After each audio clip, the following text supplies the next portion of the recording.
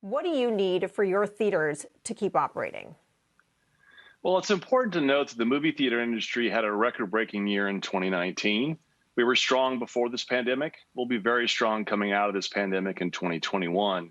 It's just a matter of getting a bridge of liquidity to make it from one side to the other.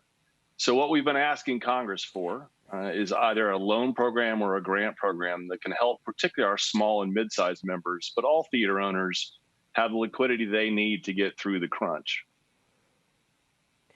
But John, I guess the question is, how long does this bridge need to be? There seems to be no sense of when we'll really see a full return of moviegoing. You have the major studios delaying their biggest releases, even as more than half of theaters remain open, because there just isn't a sense that the demand is there for theaters to be full again. And so how long does that bridge have to be? And do you think at the other end of this, the number of theaters may just be smaller considering the rise of things like streaming?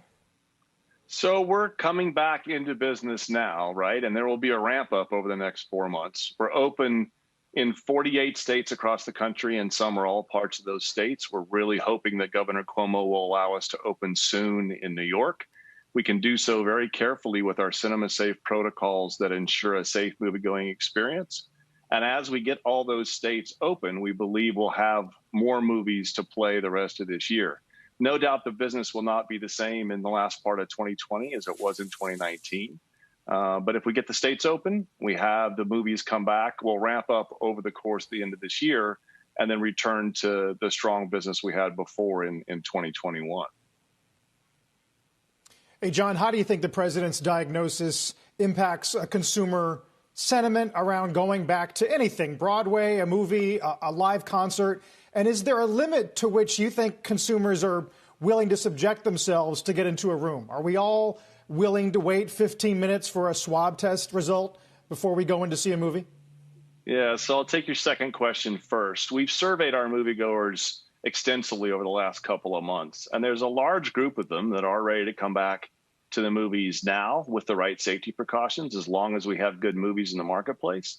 There's a second group that just wants to learn more about the safety protocols and hear what their friends are saying.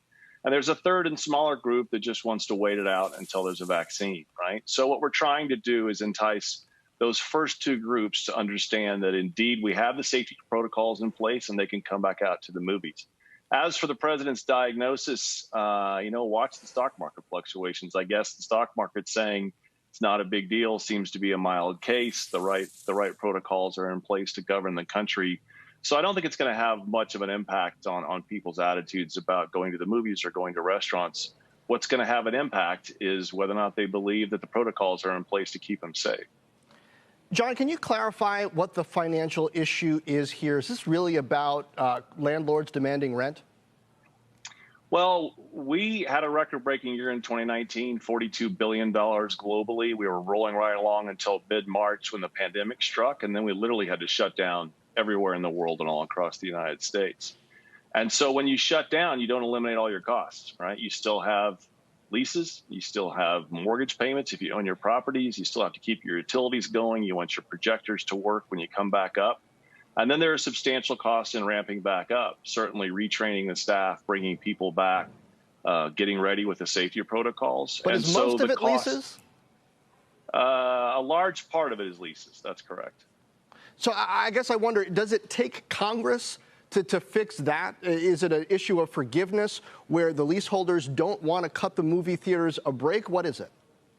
Well, I don't think that's on the table, right? There are three concepts on the table in Congress that we're negotiating right now. One is to use some of the CARES Act money that was already appropriated and designated appropriately for hard-hit industries like movie theaters.